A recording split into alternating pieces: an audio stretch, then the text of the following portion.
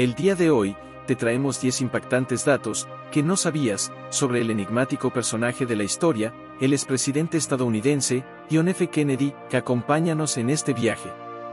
John F. Kennedy fue un personaje fascinante y contradictorio, es uno de los políticos estadounidenses más recordados de la segunda mitad del siglo XX. Fue el hombre más joven elegido para ocupar el cargo de presidente y el más joven en ser asesinado, ya que murió el 22 de noviembre de 1963, cuando tenía 46 años.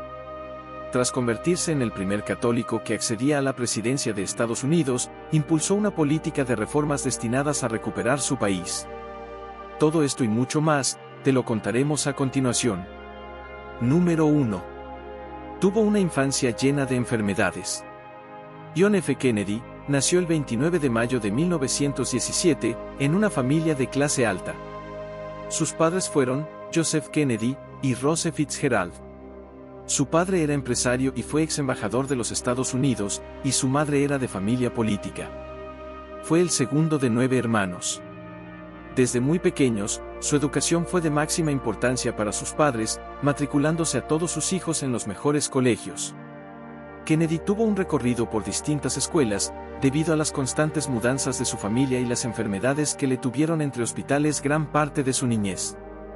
Durante su infancia, John Kennedy fue un niño más bien frágil, que siempre estaba enfermo, y que estuvo a punto de morir de la fiebre escarlata, cuando tenía 3 años. Además de las enfermedades propias de la edad infantil, John Kennedy tuvo difteria, alergias, resfriados, y gripes de forma frecuente, colon irritable y un estómago débil, que lo hizo seguir una dieta blanda durante la mayor parte de su vida, así como también, sufrió de asma. En 1930, a la edad de 13 años, le escribió a su madre desde el internado quejándose de visión borrosa, y de no ver los colores con su ojo derecho. Años más tarde, tuvo problemas de audición en su oído izquierdo, y le dijo a su padre que estaba mareado y que había perdido el conocimiento en una misa. Le operaron de apendicitis en 1931, y le extrajeron las amígdalas y vegetaciones adenoideas. 2 años más tarde, sufrió ictericia y a mediados de los años 30, desarrolló un caso severo de pulmonía. Aproximadamente un año más tarde, en Londres, tuvo otro caso de ictericia, tan grave que tuvo que ser hospitalizado. Tras regresar a los Estados Unidos, vivió cerca de los médicos que le trataban en Nueva York, y tuvo que ser ingresado otros 2 meses por la misma razón. Número 2. Participó en la Segunda Guerra Mundial. En 1941, se alistó en la Armada de los Estados Unidos. Antes de ser destinado a las operaciones del Pacífico, estuvo estudiando en la Escuela de Entrenamiento de Oficiales de la Reserva Naval, y en el Centro de Entrenamiento de Escuadrones de Lanchas Torpederas. Tras varias misiones, fue ascendido a alférez de navío. El joven era consciente de que la Segunda Guerra Mundial, la que pasaría a la historia como la peor de la humanidad, con sus campos de concentración, sus millones de muertos y su bomba atómica, resultaría crucial para el devenir de los Estados Unidos. Además, por entonces, con unos 24 años, el futuro suponía para él una incógnita. No hacía mucho que había finalizado sus estudios universitarios, y como muchos jóvenes de su edad, no tenía muy claro hacia dónde debía dirigir sus pasos. El futuro presidente fue rechazado tanto por el ejército del aire como por el de tierra.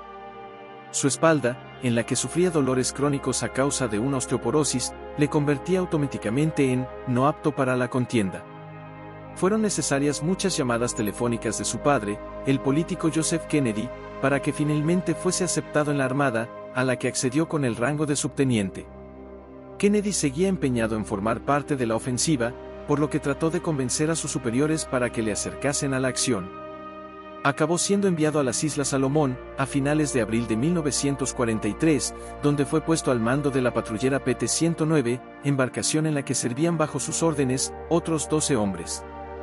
El episodio que terminó por definir su paso por el ejército, tuvo lugar el 2 de agosto. La PT-109 había sido enviada a las proximidades del estrecho de Blackett, ubicado entre las islas Kolombangara y Arendelle, en la Salomón, para evitar que los barcos japoneses destinados al transporte pudiesen operar en la zona. En torno a las 2 de la mañana, en medio de la bruma, la patrullera de Kennedy, que en esos momentos se encontraba al timón, fue brutalmente embestida por el destructor Amahiri. La nave japonesa impactó a 30 nudos, partiendo en 2 la PT-109.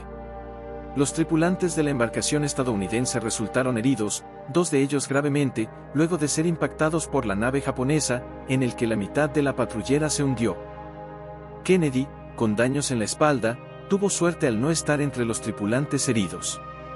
A pesar de la espera de ayuda de otros barcos estadounidenses, ninguno se acercó al lugar del accidente, y la Marina consideró que la embarcación estaba perdida. Incluso, se realizó un servicio religioso en memoria de la tripulación. John Kennedy y los demás marinos decidieron nadar hasta la isla Plum Pudding, tras cansarse de esperar por apoyo de parte de la Marina. Kennedy, un hábil nadador, ayudó a los heridos remolcándolos. Una vez en la isla, Kennedy buscó provisiones en otros islotes cercanos, sin éxito. Finalmente, fueron rescatados el 4 de agosto, por un grupo de nativos aliados, a quienes Kennedy deja un mensaje en un coco con el siguiente mensaje: 11 supervivientes, indígena conoce posición, y Arrecife Isla Nauru, Kennedy. Los nativos regresaron al día siguiente, y llevaban con ellos el mensaje de un oficial neozelandés, llamado Wincott Leftenante, que les ofrecía su hospitalidad mientras entraban en contacto con las autoridades estadounidenses. Unos pocos días después, los supervivientes emprendían la marcha hacia Arendouve, donde se encontraba la base norteamericana ubicada en la zona. Para entonces, había pasado una semana desde el ataque de la Majiri. A su llegada, Kennedy fue reconocido con la medalla de los cuerpos de la Armada y la Marina, así como con un corazón púrpura. Número 3. Fue el primer presidente católico y más joven de Estados Unidos. Terminada su vida militar, volvió a Boston, donde comenzó a dedicarse en cuerpo y alma a la política. Su carrera fue meteórica. Con 29 años fue elegido diputado por el Partido Demócrata durante 6 años. En 1952, fue elegido senador por Massachusetts, en parte debido a su popularidad, por su política de mejora de las condiciones de la clase trabajadora, rebaja de precios e impuestos, o conseguir mayor seguridad social para ancianos. Durante su carrera como senador, su popularidad no hacía más que crecer, convirtiéndose en el líder del Partido Demócrata y candidato para las elecciones presidenciales de 1960. Venció en los comicios a Richard Nixon, convirtiéndose en el primer presidente católico, y en el presidente más joven de Estados Unidos. Durante su mandato, se debatieron las leyes de inmigración. Kennedy quería que los inmigrantes tuvieran los mismos derechos, sin importar del país que procedían, o si habían nacido en Estados Unidos, o habían obtenido la nacionalidad posteriormente. Además, impulsó el programa espacial dotándolo de un gran presupuesto para ser los primeros en pisar la Luna. 6 años después de su muerte, el programa logró su objetivo: pisar la Luna. Uno de sus mayores peligros durante su mandato fue la crisis de los misiles. Kennedy y su equipo tenían una difícil decisión. En Cuba, se encontraban varios misiles nucleares que establecieron los soviéticos, con un riesgo potencial, en caso de ser lanzados a territorio norteamericano. Pero, si Kennedy decidía atacar, la guerra nuclear contra la Unión Soviética sería cuestión de días. Tras días donde el mundo estuvo casi abocado a una guerra nuclear sin saberlo, Kennedy y Khrushchev llegaron a un acuerdo y finalizó el problema. Desde entonces, la administración del presidente fue más cauta en plena Guerra Fría, para evitar consecuencias catastróficas.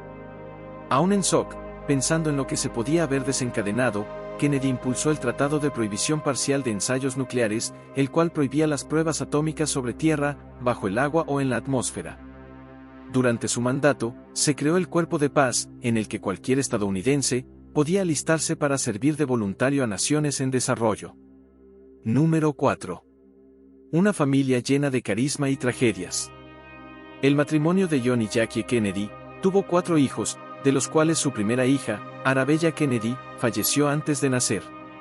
Su segunda hija fue Caroline Kennedy, y luego tuvieron a su primer varón, John Kennedy Jr., nacido en 1960, quien falleció en un accidente aéreo en 1999.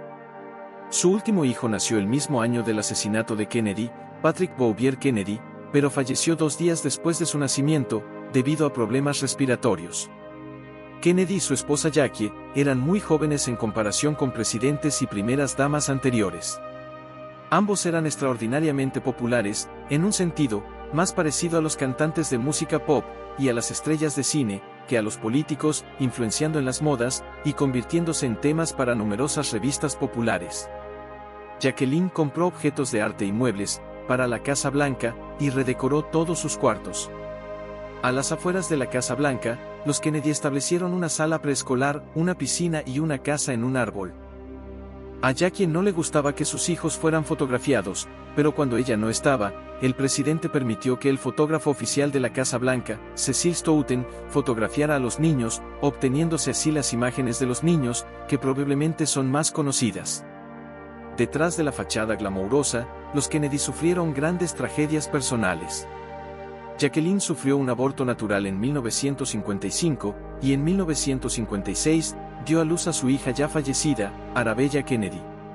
La muerte de su hijo recién nacido, Patrick Bouvier Kennedy, en agosto de 1963, fue una gran pérdida.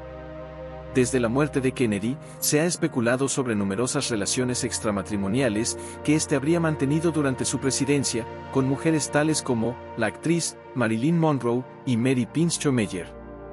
Número 5. Marilyn Monroe y su relación con Kennedy. El 19 de mayo de 1962, el presidente norteamericano festejó sus 45 años ante 15.000 personas. Ese día, ocurrió una presentación única, que se quedó grabada para siempre en la memoria del mundo. Marilyn Monroe, en un entallado vestido, cantó una sensual versión del clásico Happy Birthday a John Kennedy. Pero todavía no era el cumpleaños de John Kennedy. De hecho, ese 19 de mayo, faltaban 10 días para su cumpleaños. Así, en el Madison Square Gardens, se habían montado carpas y escenarios magníficos. Había espacio para más de 15.000 asistentes y muchos de ellos llegaron a pagar más de $1.000 para estar ahí. El cumpleaños del presidente servía, también, como una gala para recaudar fondos para el Partido Demócrata. Pero, entre tantas luminarias, tanto entretenimiento y tanto lujo neoyorquino, los asistentes esperaban la llegada de Marilyn Monroe. La vedette, sex symbol, y tan alabada actriz, era finalmente la gran atracción de la noche. Se sabía que Monroe estaba por ahí, y entre los asistentes, también corrían rumores como, ¿por qué Jackie Kennedy, la inseparable esposa del presidente, no había ido a la celebración? ¿Por qué la máxima vedette de Hollywood se juntaba tanto con los Kennedys? ¿Acaso la mujer más deseada del mundo tenía un romance con el hombre más poderoso del mundo? Nadie lo sabía a ciencia cierta, pero parecía un secreto a voces entre la farándula, que había un triángulo amoroso complejo entre John Kennedy, su hermano, Bobby Kennedy, y Marilyn Monroe, la actriz más importante del momento. Finalmente, Monroe se asomó desde atrás del escenario y el público irrumpió en un estruendoso aplauso, todos coreaban y gritaban. Marilyn caminó muy despacio hasta el podio al frente del escenario. Ahí, con un movimiento 1000 veces ensayado, convertido en algo absolutamente natural, dejó caer su abrigo. Marilyn Monroe estaba vestida solamente de brillos. Jean Louis, el famoso diseñador ganador del Oscar, diseñó uno de sus típicos vestidos de desnudez para Marilyn. Para lograr un efecto único y provocador, Jean Louis midió la talla exacta de la vedette y creó un vestido tan entallado que no permitía que se pusiera nada debajo. Finalmente, Marilyn le cantó el famoso Happy Birthday Mr. President a John Kennedy. Al terminar la canción, en medio de aplausos eufóricos y locura generalizada, John Kennedy subió al escenario y dijo, creo que, después de esa canción, puedo dejar la política. Una vez terminado el evento, algunos de los artistas fueron invitados a una celebración exclusiva, en la Casa Blanca. Marilyn fue fotografiada junto al presidente y su hermano Robert. En el nuevo libro publicado por Freud Lawrence Giles, se afirmó que el 20 de julio de 1962, Monroe ingresó en el Hospital Cedars of Lebanon, uno de los más prestigiosos de Los Ángeles, con un nombre falso. Marilyn estaba embarazada y había abortado ese día. Giles da a entender que el padre de ese bebé podría haber sido el presidente Kennedy, o su hermano, Bobby Kennedy. Habían pasado 3 meses, desde su último encuentro íntimo con el presidente Kennedy, y solo unas semanas desde la última vez con su hermano. Número 6. John F. Kennedy tiene un récord Guinness. Una de las curiosidades de la vida de John Kennedy, es que batió un récord Guinness. Fue reconocido por el libro Guinness en la categoría de quien habló más rápido en la vida pública. La velocidad que lo llevó a calificar para esta marca fue de 327 palabras por minuto, en un discurso de diciembre de 1961. Número 7. La misteriosa muerte de John F. Kennedy. El 22 de noviembre de 1963, en un descapotable en el que viajaban el presidente Kennedy, la primera dama, Jackie Kennedy, y el gobernador de Texas, John Connally, y su esposa, atravesaba Dealey Plaza, en Dallas, cuando se escucharon una serie de disparos. A las 12:30 del mediodía, Kennedy recibió disparos en la cabeza y el cuello, y el gobernador Connally recibió uno en la espalda. Las autoridades llevaron a ambos al cercano Hospital Parkland Memorial, donde Kennedy fue declarado muerto, mientras que el gobernador sobrevivió. Lee Harvey Oswald, el supuesto asesino, fue arrestado en un teatro, 80 minutos después de los disparos. Oswald fue acusado de matar a un oficial de policía de Dallas, antes de ser acusado por el homicidio del presidente. Oswald dijo no haber matado a nadie, alegó que él solo era un señuelo.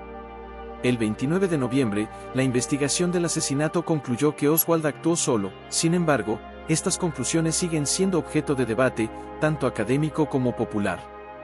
El Comité Selecto de la Cámara sobre Asesinatos fue establecido en 1976 para investigar el asesinato del presidente John Kennedy. Las investigaciones del comité duraron hasta 1978, y en 1979 emitieron el informe final. En dicho informe, se concluyó, entre otros hechos, que el presidente John Kennedy fue asesinado como resultado de una conspiración en la que estuvieron involucradas varias dependencias del gobierno estadounidense. El Departamento de Justicia, el FBI, la CIA y la Comisión Warren fueron severamente criticados por dicho comité por su pobre desempeño en las investigaciones llevadas a cabo, y el servicio secreto fue tildado de deficiente en su protección al presidente. En particular, un porcentaje significativo de estadounidenses encuestados creen en algún tipo de conspiración. Tales creencias también están muy extendidas en la extensa literatura sobre el tema. Según el famoso historiador estadounidense, el Dr. Michael Parenti, en unos 600 libros publicados sobre el asesinato de Kennedy, hasta 1996, dice que el asesinato se le atribuye a una conspiración vinculada a las agencias de inteligencia de los Estados Unidos. Número 8. Últimas revelaciones sobre el misterioso asesinato. 6 décadas después, todavía salen a la luz nuevos detalles sobre uno de los acontecimientos más analizados en la historia de Estados Unidos. Paul Landis, un exagente del servicio secreto de 88 años, que presenció la muerte del presidente de cerca, dice en su libro de memorias, que tomó una bala del automóvil, después de que le dispararan a Kennedy, y luego la dejó en la camilla del mandatario en el hospital. Podría parecer un detalle sin importancia, en un caso que ha sido escrutado detalladamente desde la década de 1960, pero, para las personas que han pasado años analizando cada fragmento de evidencia, el relato de Landis es un avance importante e inesperado.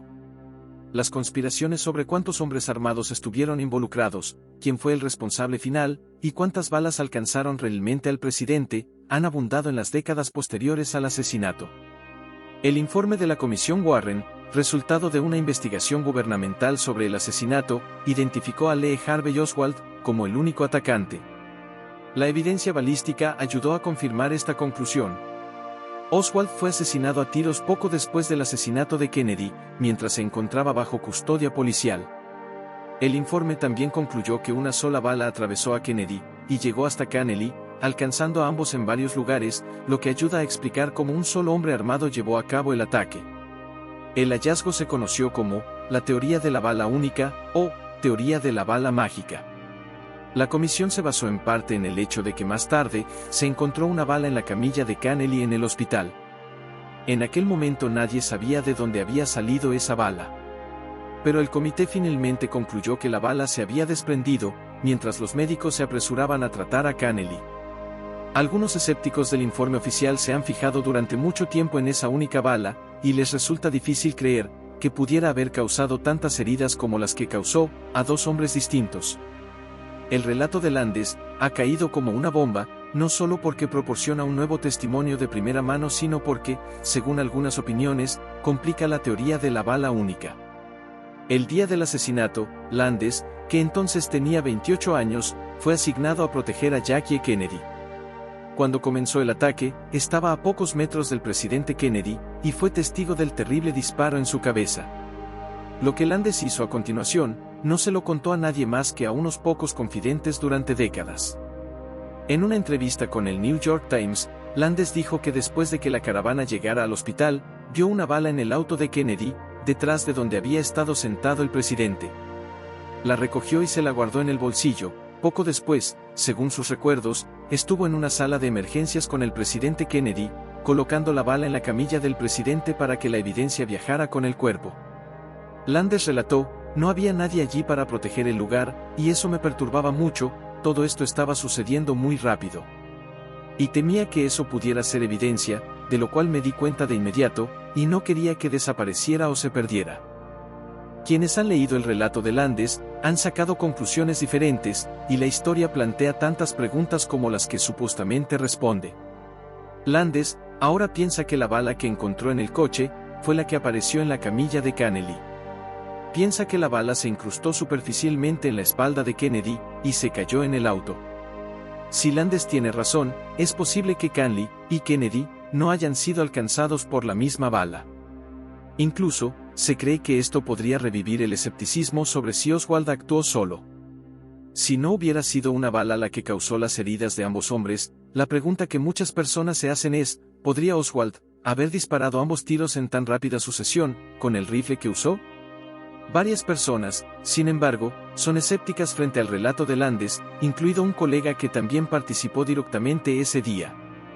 Clint Hill, el agente que saltó a la parte trasera del auto de Kennedy para proteger al presidente, no cree en el relato de Landes. Si revisó todas las pruebas, las declaraciones y cosas que sucedieron, no coinciden, le dijo Hill a Noticias NBC.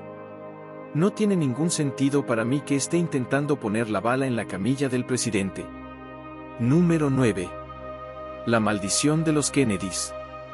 La maldición de la familia Kennedy es una expresión que se ha utilizado cotidianamente para referirse a una serie de tragedias y desgracias que han afectado a varios miembros de la familia Kennedy, que además es considerada como una de las familias políticas más fuertes y conocidas en la historia de Estados Unidos.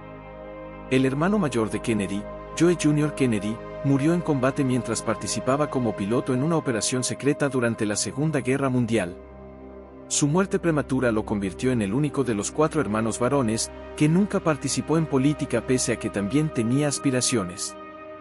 De hecho, era él y no su hermano John, el que desde siempre había sido preparado por su padre para convertirse en presidente de Estados Unidos.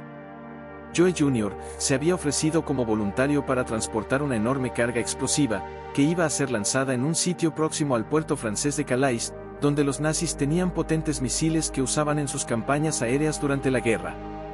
Sin embargo, el avión en el que volaba explotó durante el vuelo. El primogénito de los Kennedy tenía entonces 29 años de edad. Sus restos nunca fueron recuperados. Después de la muerte de John F. Kennedy, uno de sus hermanos menores, Robert Kennedy, era precandidato presidencial del Partido Demócrata, cuando fue asesinado en la cocina del Hotel Ambassador de Los Ángeles, donde había acudido como parte de su campaña. Murió asesinado por Serhan Serhan, un inmigrante palestino, que dijo haberle atacado debido al apoyo de Kennedy al Estado de Israel. Otra tragedia muy conocida fue la muerte de John Kennedy Jr., el primer hijo varón del expresidente Kennedy, y Jacqueline. Murió el 16 de julio de 1999, cuando la avioneta que pilotaba se estrelló en el Océano Atlántico, a unos 12 kilómetros de la isla Martha's Vineyard, Massachusetts, en el noreste de Estados Unidos. John era un hombre carismático de 38 años de edad. Junto a él, fallecieron su esposa, Caroline Bessette, de 33 años, y su cuñada, Lauren Bessette, de 34 años.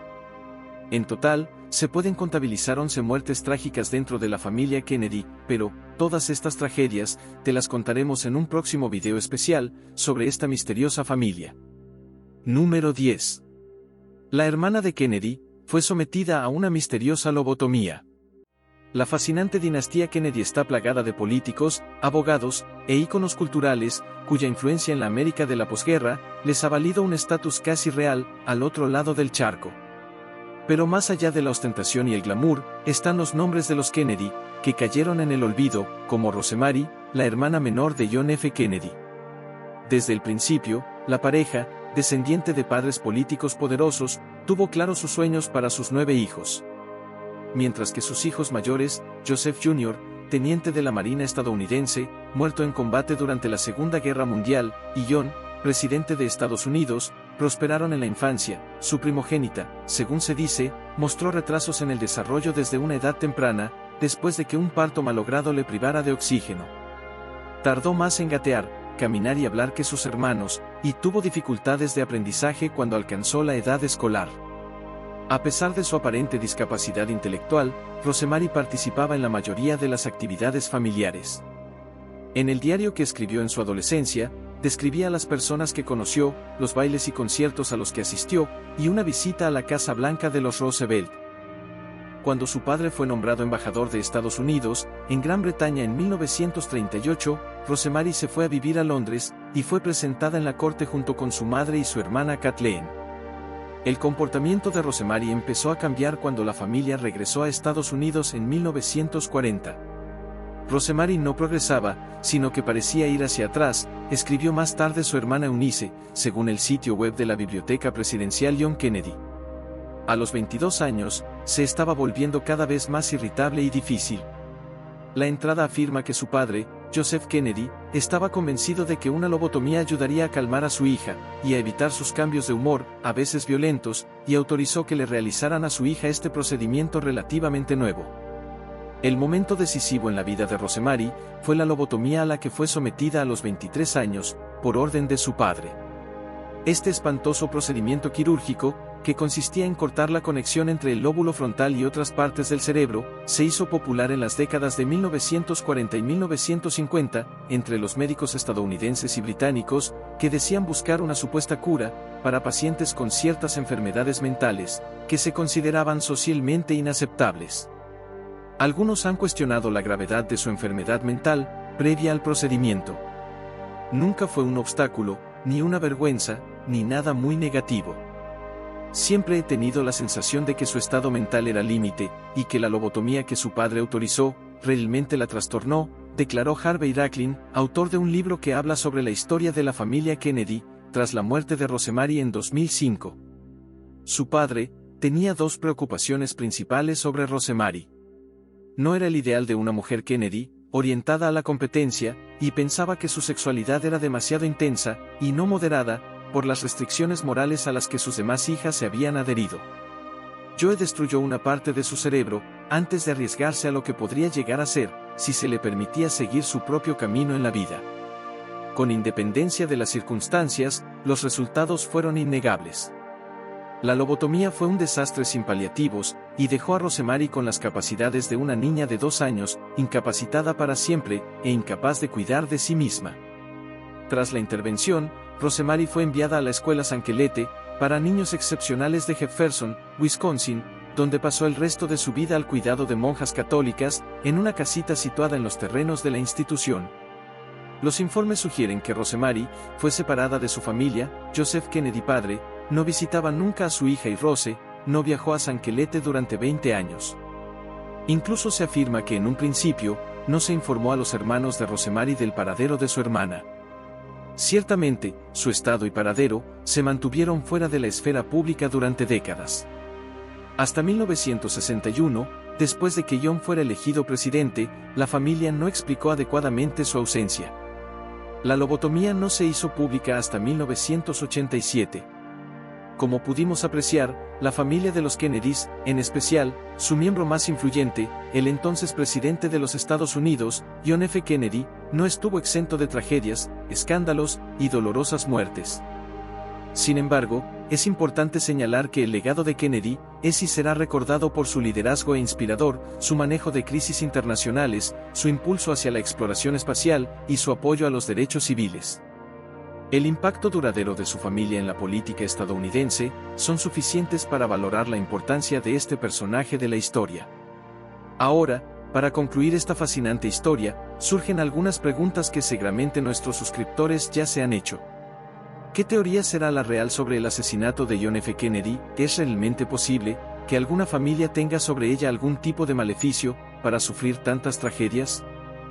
Háganoslo saber en la sección de comentarios, no olvides darle like y suscribirse. Mientras tanto, muchas gracias por vernos, nos vemos en el siguiente video de personajes de la historia.